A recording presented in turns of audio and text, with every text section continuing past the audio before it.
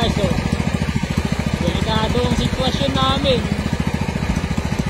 Ang lakas ng hangin dito sa may pagtapat sa may siptek. Nag-aalangan niya ako ituloy, bala ko muna magpahinar sa may siptek eh.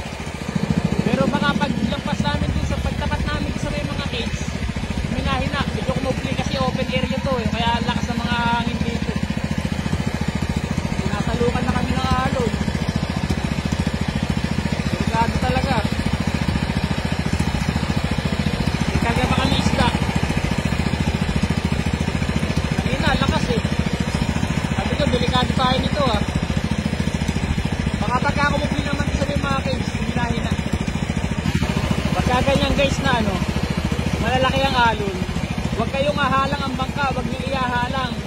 Kailangan laging pa-slide sa alon. Kasi pagka hinalang nyo ang bangka nyo dyan, pwede kayong tumagilid, pwede kayong